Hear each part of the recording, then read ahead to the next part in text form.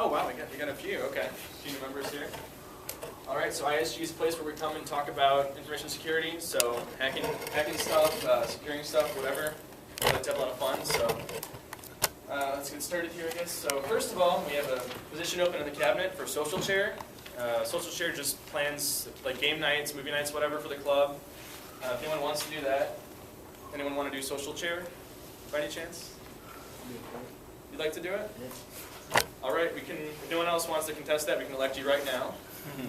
No one else for social chair? Going. Someone in the back. Someone in the back. No. Okay. What's your name? Calvin. Calvin. Okay. Who wants Calvin to be social chair? Raise your hands. Hey yo. Okay, we have voted him to social chair. And I'll need your email address at some point, but after the meeting's fine. Okay, so in IASG we have a Slack chat room where we just hang out and talk about stuff. A few of us are always on there all the time, and so if you have any questions or any cool things you want to share, you can post them on here. You can log in with any Iowa State email address. I don't know if you can read that in the back because of the chalkboard, but it's iasg.slack.com, and there's an awesome mobile app as well if you want to use it on your phone. And as well, following today's meeting, there's going to be a lab jam in Cooper 1012, which is going to be about 6:15 whenever this is done.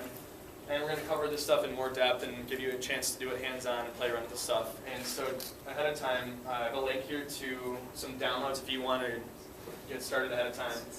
It's just basic stuff like VirtualBox, Kali Linux, if you want to get the stuff installed ahead of time, or at least download it if you want to participate in that. Anything else from the cabinet to mention? No? Equipment next Tuesday? Done. What? Everything's up on the website.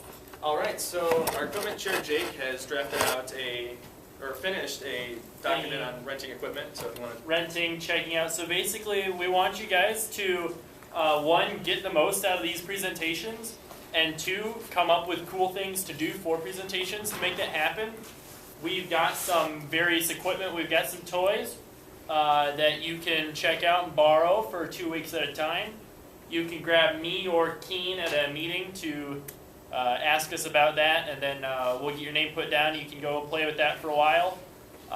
There's a bit of rules, but you can read through all of it on the website. It's pretty easy to... why don't you have the website up there? Good point. Amateur hour. We do have a website, and we're taking suggestions for any sorts of toys if you people want to pick them up. We have some money to do that. We have money for buying toys. Right now we've got a software-defined radio, some Wi-Fi adapters, a couple of antennas, actually. The hack RF, the SDR. The SDR is a hack RF, by the way, so it's a nice one, not the $20 dongle. And yeah, so any other ideas, we can bring it up. We can sort of have a session about that brainstorming towards the end of the meeting. Sure, presentation doesn't last that long. Because, yeah, if you want to get toys, build cool things that are hacking related, and then do a presentation about it, we want to make that happen. All right, so I'll start now with my presentation. Even more fun with man-in-the-middle attacks. So last semester I talked a bit about man-in-the-middle attacks and open Wi-Fi. This time we're going to look at that again and talk about some even cooler attacks with man-in-the-middle stuff. So, disclaimer, everything you see here can be used in a legal way if you do it on someone else's network. So don't do it unless it's your own network or you have permission to test it. Especially Iowa State's network, they do not like this kind of stuff, so don't do that. All right, so man-in-the-middle concepts. Who can tell me what a man-in-the-middle attack is? Yes? Well, it's where you're in the middle of things where data is going to you and then you're sending it off to where it's supposed to go. Right, so basically you have, you're tricking someone into using you as their gateway. So they're sending their traffic through you instead of where they meant to send it to. So hence the man in the middle. So instead of the traffic going straight to the router, it goes to you instead and then goes to the router. So there's a man in the middle who can see the traffic and do whatever they want to it. So this person who's man in the middle can view all the traffic, they can modify this traffic, or just block it entirely to cause a denial of service attack. So this is bad. And man in the middle attacks, there are several common ways to do this. Can anybody name a way to man in the middle of a network? Or you don't have to know anything, but that's fine. The most common way is called ARP cache poisoning or ARP spoofing. We'll look at that in a second. That's probably the most common way to do this, and you'll see that a lot. There's also stuff with ICMP you can mess around with. That's not as commonly seen. Or of course, if you've already hacked into the router or a network device, you can already just control it in the middle of that device, and you own the network at that point without any extra work. So that's another easy way to do that. So we're going to look at ARP to look at ARP spoofing, which is the most common way to perform this attack. So ARP is the protocol that allows translation between IP addresses and MAC addresses. So your computer has a MAC, or all your network interface cards on your computer. So your wireless card and your Ethernet card have their own MAC address, and it's unique among all devices in the world for the most part. And so in order to talk to a device in your local network, you have to know the MAC address of that device. So you need to know its IP address first, but you can actually talk to the card itself without having the MAC address. So ARP is a protocol that allows us to do that. And this is because, as I was saying, the network interface card, it's working in the hardware, it's low-level stuff, and it's checking every packet that comes in, seeing if the hardware address matches, and if it doesn't, it drops it before it gets to the operating system. So that's one of the reasons we have MAC, first of all. So ARP is we're going to give it an IP address, and it gives us the MAC address. So the MAC address is the thing that looks like this. It's all the 6 bytes of data there. So we give it an IP address like that, and we get out of it a MAC address that we can actually talk to the device with. And so here's a snippet from Wireshark. Wireshark is a protocol analyzer that you can use to sniff your network and see what's going on. Quick example of what it looks like on the network. This is my computer here trying to talk to my laptop. My computer is asking me, who has this IP address? Tell my IP address. And then the laptop's responding, this IP address is at this MAC address or hardware address. And so now after this happens, both computers have cached that other MAC address. So now my desktop can now talk to this laptop without asking again, because it's cached that MAC address upon the response. And the third one is just my phone doing something else over broadcast. So it's asking all devices who has the gateway's address and tell it what the MAC address is. So in short, before we can send packets to a machine, we have to know its MAC address using ARP. And so we're going to see why this is useful for man-in-the-middle attacks in a second. All right, so here's a visual example of the ARP protocol. So let's say Alice and Bob and Charlie and Dave are all on a network. Alice wants to talk to Bob. So Alice is going to send out a broadcast ARP to all the devices on the network saying, I'm Alice, who's Bob? Bob's going to see that. Well, everyone's going to see it, but only Bob cares because it's meant for Bob. And Bob's going to reply to Alice saying, hi Alice, I'm Bob. And so this is kind of simulating, instead of saying what their name is, they're actually responding with their MAC address is what it's supposed to mean, I guess. So that's how that works. Any questions on how ARP works in general? It's not too important to understand the nitty-gritty details, but overall, any questions about what I just showed you? No? Good, okay. And so now that we have a brief slight understanding of ARP, we can look at ARP cache poisoning, which is a very fun attack that allows us to do man-in-the-middle stuff. So we're going to abuse this protocol to impersonate other devices in the network. And we can do this by sending out additional requests. So back in that picture, you saw that Alice is sending out this request and Bob is responding. But what if somebody else just starts sending out these requests without being asked? So what if Dave starts saying something to Alice instead without Alice ever asking? That's sort of an example of that. Oops, wrong way. And so with that, we can make since other hosts are mapping these IP addresses to MAC addresses, we can trick them into thinking that someone else's IP address belongs to us by swapping out the MAC addresses. So I'll have another visual for that here. So now we introduce a malicious user, Mallory, down here. And Mallory is malicious. She wants to just hack everybody on the network. She doesn't care what she does. She's evil, whatever. So this time, Alice and Bob are already talking to each other. They've already exchanged ARP requests and stuff like that. So they've already been talking for a while.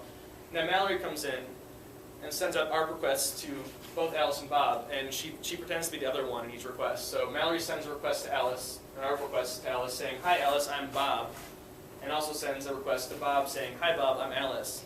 So now Bob and Alice think that the other one is Mallory. So whenever Alice wants to talk to Bob, Alice talks to Mallory instead, because Mallory has ARP poisoned both of those hosts. And they will keep doing that because their ARP cache is poisoned, and so they've now cached the MAC address belonging to Mallory instead. So they think that Mallory is actually who they want to talk to, which is not the case, obviously. And so there are a few tools that let you do this. The well-known one is called ARP-spoof. It's part of the dsnif package. You can get that in most Linux distributions with the package manager. There's a clone in Python, also Ettercap. You may have heard of some of those. And I have a demo to show how this works in action.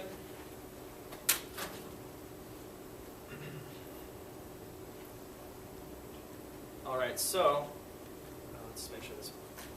Okay. So on the left here, I'm running a normal Windows machine in a VM. And on the right, we have a Kali Linux box up. And a lot of these tools are already pre-installed in Kali Linux, everything you need to do this attack. So we're going to start out by looking at the ARP table on this Windows machine. So there's a command ARP on both Windows and Linux systems. ARP-A will show you your ARP table. You can see all the devices that your machine is cached and their MAC address. So if we look up here, I don't know if you can see that very well, but the one at the top here, that's my gateway on my network. And you can see its physical address or MAC address it starts with C8B3. So that's the MAC address of the router or gateway in the network that we're going to talk to if we want internet access normally. So, and we'll compare that to after the attack as well. I think I also ran a trace route or something here just to show how that. So we ran a trace route. You can see the first hop is my gateway, r1.lan. And so now on the right, I'm going to run ARP-spoof. So I'm running ARP-spoof on my Ethernet interface. That's the IP address of this host, so that's my target. And I'm also spoofing between it and the gateway of the network, so that's why I have the gateway address up there as well. So when I run this, it's going to send a fake ARP to both of those hosts, both my Windows computer and my gateway, so they think that the other one is actually on this computer. So now if we are to trace route again, I guess, you can see that it goes through a different machine this time. Instead of the, up here you can see it's .0.1, now it goes through .2.252 first, and that's the address of this machine over here. So we've successfully ARP-spoofed it. Now all traffic is going through this machine that is sent from here, and the other way around as well. And I looked at the ARP table again, and now before, that was something else, I forget what it was, but now it's a different physical address. It's 08 instead of whatever it was before. And it's still mapped to the same 172.24.0.1 that it was before, except now it's the MAC address of this machine. So we've successfully spoofed that machine, and we are now receiving all this traffic. And I think that's the whole video.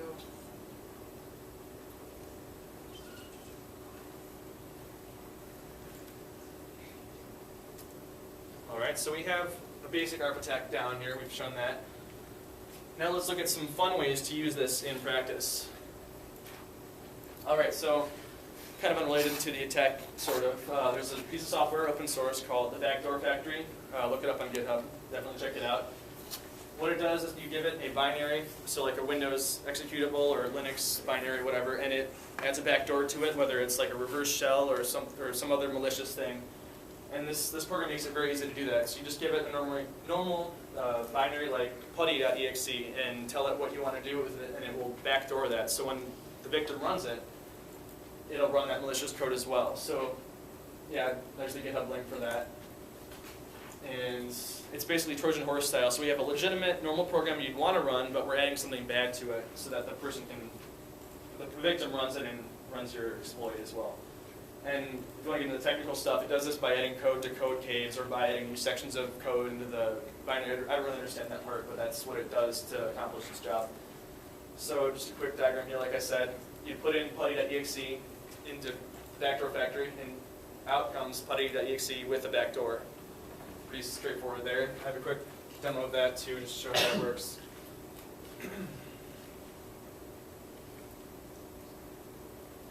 So, all right, so we have my Kali Linux box up again, and we are going to run the Backdoor Factory on putty.exe.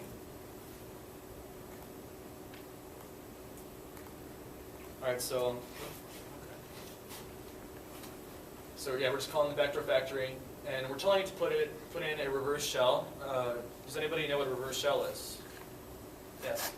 It's when you put up a listener for a shell, or to connect to a listener for a shell. Right. So when the victim runs this binary, this reverse shell will do a callback to my machine, and I'll be able to have control of the machine at that point. And a couple of details over here, just like my attacker's IP address and port that I'm going to be listening on for that reverse shell. So I'm doing port 4444 there. And I'll run that, and then the Vector Factory will run. I can choose from the code cave. It was kind of trial and error, just finding the one that actually let me put it in there. But that's just guessing, really. And this is patching that binary so that it will run that malicious reverse shell. Okay, that's done. It's made putty.exe and put it in that folder. And now I'm going to start up the reverse listener for that shell, reverse shell that we're going to get. So using netcat, I'm going to listen on port 4444. Leave that running. Hop over to the Windows machine. We're in the shared folder here. It's in the backdoor directory. Hit screen resizing issues for a bit here.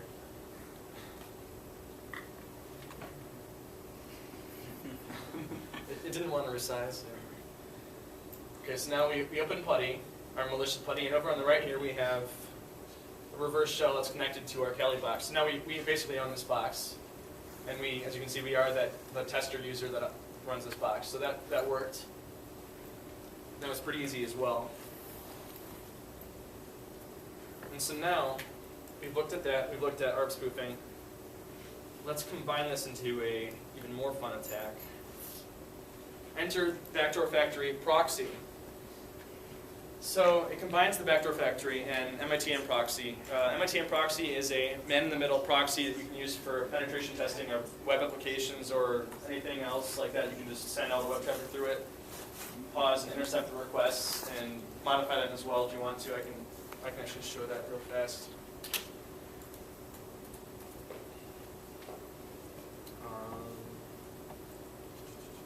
Have you guys ever used Burp Suite? Ever heard of it? Burp Suite? Right, it's like Burp Suite. It's like Burp Suite, but it can also do fun things like this. And it has lots of, you can write plugins for it in Python as well. It's pretty pull it easy. down off Git. I think the pit one. It's a Python version conflict, because my system uses 3.5 and I think it uses 2, but Yeah, I think it uses I don't know. 2. Generally, the shit versions of MITM proxy are like 3 years out of date and pretty terrible. Yeah. It still worked though, but hopefully that works because Python versions. Sorry about that. So we can use this. Okay, I guess it's not going to work because Python version mismatch, whatever. So I won't show that, but basically it's a box, and whenever you make a web request, it shows up. It shows up in MIT proxy. You can inspect those requests, modify form fields or whatever you want, and then send it off to the server. What is going on here? The internet's not working as well. You changed your proxy. Oh, thank you for reminding me of that, because that would have been a bummer. I always didn't do that. Yeah, it's not fun. All right, so once that's back up. All right, so basically, MIT proxy is a very flexible proxy tool used for hacking, penetration testing, whatever. And so we're going to combine that with MITM proxy. So with this, as a file is being downloaded over the network, we can grab that file in real time and patch it using the Backdoor Factory with our reverse shell or whatever, and then still in real time send it off to the victim. So they just think they're downloading a file off the internet, but instead we patch it with our malicious code. So here's an example. Like in the picture, Mallory has man-in-the-middle Bob and Alice's connection to the internet, to the internet. Just Bob, sorry. Bob goes to putty.com or putty.org, wherever Putty's hosted, downloads putty.exe. And since we're man-in-the-middle his connection, PDF proxy is going to intercept that and download it first, hand it off to the Backdoor Factory, which will patch it with our reverse shell, and then we'll send it off to Bob's computer. And Bob doesn't know that anything happened because it looks like a normal download, really. And then Bob hopefully runs the file and profit. And I have a demo of this as well.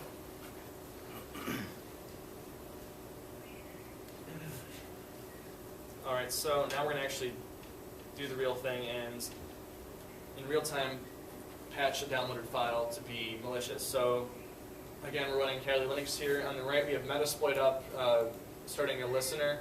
Metasploit's a thing for a whole other day. We're going to have a presentation on it eventually, but that's a whole other complicated thing to talk about. So basically, Metasploit is just, it's acting as our reverse listener for this exploit here. And I'll show you why in a second instead of just the plain reverse shell we did a second ago. But so we're running that. We're starting up PDF proxy, also built into Kali Linux and open source in GitHub. Oh yeah, we're running ARP spook again, so we can first get that victim to send their traffic through us. So that's happening, and then we're going to start up PDF proxy.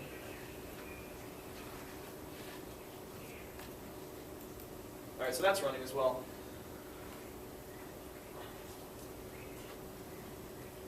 So back on the Windows machine, we're going to download PuTTY from the internet. And note here that this is not using HTTPS, this website. So we're downloading this over an encrypted connection. And so yeah, you can see here that PDF proxy is intercepting our requests to the internet. So you can see it requesting the website. And so now when we actually download putty.exe, we go back to that window, and we can see that it's actually picking that up, and you can see that it's patching it. So there's a bunch of debug data here about the cave of the code it's patching and stuff like that. And so it's doing this in real time. At the bottom, patching complete, forwarding to user. So that happened really fast. User probably wouldn't notice any delay at all. And on the other machine, PuTTY is downloaded. So now, if we run PuTTY, we should see in our Metasploit listener that connection pop up. All right, so there it is. We have a interpreter session, and that's a whole other Metasploit thing. But interpreter is like an advanced reverse shell. It's a thing that starts running on the victim's computer with a bunch more features that a normal reverse shell would have. So it has built-in stuff like you can run the webcam and a bunch of stuff like that that we'll look at in a future presentation. So that worked very well. Now we're going to try again, but with something a bit more interesting. So what's special about running installers versus something like PuTTY? Anyone have an idea? Like an installer for an application? Sign? Not quite. Like what does an installer require? Elevated privileges. Right, elevated privileges. So what happens if we download an admin or like an installer for antivirus? That's secure, right? Let's download something for antivirus. That'll protect us from this threat. Wait, does CNET seriously not download over Nope. HTTPS? Well, actually, here I clicked on the scammy ad for a free trial of Trend Micro. So this is an installer for Trend Micro. Again, not over HTTPS. We're going to download this as well. You think they would figure that out by now, being an antivirus company? But all right, so there's that download again. We've patched that, and we sent it off to the user. But now when the user runs it, it's going to ask for elevated privileges since it's an installer, not this. And now this installer is running as admin, and so is our reverse shell back to my computer. It crashed as well, but the listener is still running. So we got a interpreter session open. I'm just curious, did you try not backdooring it? Did it still crash? No. It worked as well. Okay, what we're doing here. Hold on. When it ran once while it was backdoored, and then I stopped it and tried again, and it crashed. It was something with C++ redistributed whatever.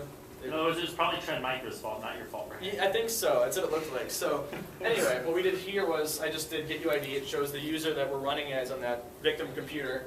It was tester, which is the name of the user. The interpreter, which is that advanced thing that Metasploit has, you can as a reverse shell type thing. It has some commands like git system, which this elevates our permission to admin using that. Since the program was running as admin, I think it had drop privileges to run as the user. I don't really know how that works on Windows, but you're able to run this git system command to elevate our reverse shell to administrator, since they had pressed the yes button in that dialog to run as admin, and then we can do that to get full admin on our end as well. So it says we got system via technique 1. If I do get that again, we are NT authority system. So we are admin on that box. We can now own it, destroy it, whatever we want to do with it. We own that machine. So the attack was very successful.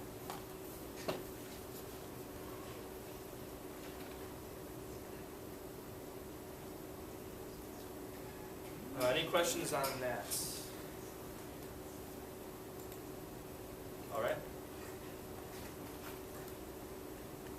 right, so why is this bad? Well, I think you can see why. Legitimate downloads that you think are normal and safe can be backdoored for malicious profit like this. And all that's required, though, for this to happen is the attacker to be in the same network. So the thing about ARP spoofing or man-in-the-middle attacks in general, it just requires someone to be on your network. It doesn't require them to break crypto or anything complicated like that. So it's a pretty easy attack to do if you're on the same network as someone else. From the attacker's standpoint, it's very easy to do. And it's often hard to detect until it's too late, unless you have really good antivirus or you somehow notice that the download's corrupted or whatever. You might notice, but it's unlikely. So this attack is very easy to pull off for an attacker, and it's also kind of hard to prevent or detect at the same time. So lessons learned from this. First off, can we prevent ARP spoofing? Well, not really. I mean, we can, but it's not always feasible. There are some Cisco switches that have a thing called dynamic ARP inspection, which tries to make sure that you can't do stuff like ARP spoofing. It verifies all ARP requests to make sure that they actually came from who they said they come from, but not sure how widespread that is or if it's actually used at all. You can also isolate every host at layer 2, so instead of having a switch network or whatever, all requests or all traffic would have to go through the gateway first at the network level. So some wireless access points actually have a feature called isolation mode. It's kind of similar to that. So instead of the devices being on the same switch network, they have to go through the router first, which gets rid of the entire ARP problem because ARP is only for link local layer 2 networks. So that would sort of solve that, but it doesn't scale very well because devices would it kind of would slow down, I think, as devices would have to be routed instead of switched. But you can also use a static ARP table, which means every device you want to talk to on the network, you'd have to manually go in and add their MAC address to your computer's ARP table, ARP cache.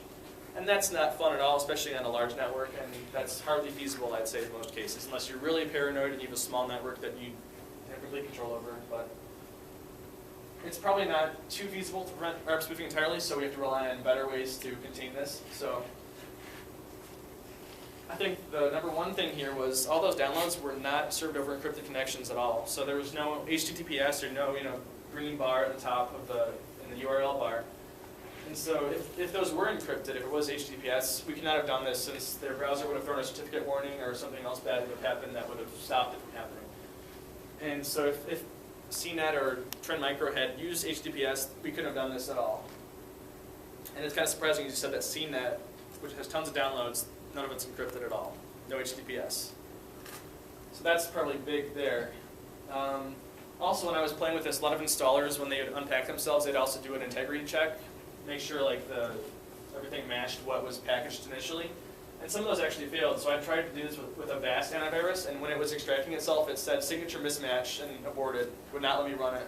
So if you somehow verify your binary correctly, you might be able to prevent this whole thing. Did it still launch the shell when that happened? It did not. No, That must have happened very early. I think it was unpacking itself before the part of the code, the shell code ran. Yeah, but I bet, so if you wanted to target specifically a VAST, though, Right. you could start looking at that binary and finding Right, where that checksum is, and then you just rewrite, you just overwrite the checksum. You copy Yeah. It removes signatures. BDF proxy itself removes signatures from signed binaries Right. and any hash binaries that they could get hash. But if they're doing something non-standard, Oh, you're right. if they're doing something pretty non-standard. if they're doing something homegrown, BDF proxy can't figure out. But if they're doing something homegrown, then something's gone horribly wrong anyway. So. And also a lot of websites you'll see next to the download like a MD5 sum or SHA sum. Yeah, whoever checks those. Yeah, whoever checks those, but let's say the website's over HTTPS, those hashes cannot be changed. Maybe the downloads, I don't know why that'd be a case where the downloads are not secured but the website is, but if that was the case, you could use those hash sums to make sure the download integrity was correct. That's probably not ever going to happen where one's not secured. I don't know. But, so yeah, if you provide ways to verify that, then it's also hard to tamper with without detecting it at least. Oh, and also big is with the whole man-in-the-middle ARP spoofing thing, if you're sharing a network with somebody else, they can do a lot of bad things just being on the same network as you. So even here at Iowa State, if you're using pretty much any of the networks, because edu-roam doesn't even have protection against that sort of thing, right? Yeah, So on any network that lots of people are using, it's really trivial for an attacker to come on and do this sort of thing. So if you're on a shared network, the solution would be to use a VPN perhaps, or something else that guarantees, well, mostly guarantees that you have a secure connection to where you want to talk to. So, yeah. Plenty of resources on this. As I said, all these tools are built into Kali Linux, and you can run them from a fresh install. They're also on GitHub or open source, most of them. Found a few links that I based some stuff off of on Google. There's also a presentation from the fall. I talked about open Wi-Fi and similar MITM concepts. And after the presentation, these slides will be emailed out, perhaps. They'll be on Slack for sure, on the website as well, and the video should be available at some point too. So, questions? I got a big font up there, I guess. Any questions? No questions, really. Everything made 100% sense. Question in the back? All right. Pick someone, make them ask the question.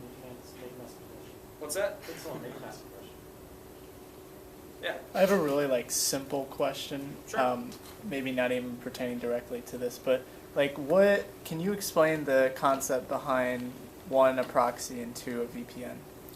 All right. So a proxy works at the application layer. So you have your HTTP proxy, FTP proxy, whatever. And so you send an HTTP request to that proxy, and it proxies the request for you. So it's all at the application layer, and it's... What do you mean it proxies the request? It sends the request on your behalf, I guess. So you tell the proxy, hey, I want google.com, and it goes out and fetches google.com and gives it to you. So it's proxying it for you, basically. And a VPN is a virtual private network, so it actually establishes an encrypted tunnel to your VPN server, basically. So you have there's some cryptography that plays in there. So when you connect to that, all your connections that are going through the VPN are encrypted and cannot be viewed by anyone else. And with a proxy there, unless you have encryption between you and the proxy, it's not going to be protected at all. Okay. The proxy's only benefit is to, well, in corporate environments, to restrict internet access, sort of, or to conceal your source IP address, I guess, from the website you're visiting. But ultimately, VPN is more secure than proxy in that regard. Okay. Matt had a question? You did something with your hand there. No. Ask a question. Or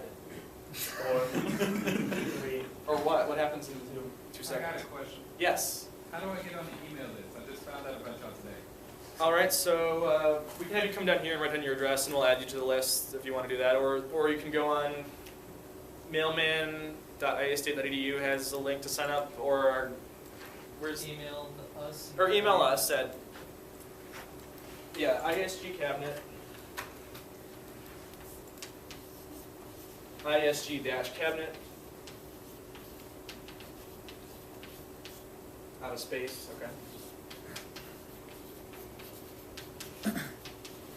And we can add you to the list. I have a question. Yes. So, the stuff you did with the, the installer when you would run the application stuff and how you got full access. Yep. So if that happens, what are the countermeasures, or is it already too late? Well, at that point, if that was able to run and connect back to my machine and give me control, you're pretty much, you can't really fight it at that point unless you somehow detect it later or something. But at that point, once you've already run it and given the other person control, it's kind of hard to get out of that, because at that point they might have already run scripts to install persistent backdoors. So even when you reboot or do something, it still might run after that. So chances are a real attacker would have already acted. And to get rid of it, you'd have to, I don't know if depending on what the payload was, I don't know if antivirus would find it or not. But actually, what I did here would have been picked up by antivirus right away, because it was not I didn't encode it or do anything tricky with it, just for demo purposes. But if there was antivirus running, it would have immediately thrown an alarm and erased that file that I downloaded, because it would have detected that payload. But you can encode those payloads to make them hard to detect and not set up antivirus. So, does that answer your question? Yeah. All right. So if you're throwing out to port 4444 though, there's outbound filtering that could save you in that case. But Now, if you were being smart, if you were actually doing this in Outbound port 80. yeah, you'd use Right. you'd use Yes. 80 or 443, something like that. Well, on a personal computer, it's not like they're gonna be checking for weird outbound traffic usually. Like I still have the Windows firewall enabled completely, and it doesn't lock against that kind of stuff. No, but if you Right. personally have a firewall in Right. your That's true. Yes. foil hat, you can do outbound foil. Yeah. You do outbound. Right. So just demo. Yeah. Sorry, I got Getting your another computer ready to go to like that. Yeah. question. So like, this might be kind of a dumb question, but like, how are you doing all this? Like, do you have like 2 computers, or do you is there like? Okay. Yeah. So of course you saw it was all on YouTube. I wasn't doing it in real time because I was Yeah. typing when I was over here, but that was on my desktop. I was using VirtualBox and running multiple virtual machines. Have you used VirtualBox or VMware before? Is that like open source? Or what? It's virtualization software, so you can run multiple operating systems on your operating system basically Oh, okay. as individual. VirtualBox is open source. Yes, and Okay. actually this download link here, I have a download to VirtualBox just because it's on campus. It might be faster than what I don't know. There's also VMware. I did verify that signature. But I thought you were actively in the middle of it. oh, I that's verified the signature. Download. Oh, in there and checked it. that's funny because it was a man in the middle presentation. Okay, I get it. Yeah. Write my email. You want to write it down? Yeah. All right. Any Yeah, other questions? Please check out if Or- there's an EXE. Is it an EXE? Well, I downloaded the DMG, but basically. You can download the EXE. You can download Yeah, the you EXE. can download a VMware installer from this guy and install it. I don't recommend it though. I'll send my email. Every Tuesday, this time and place. Steve. All right. If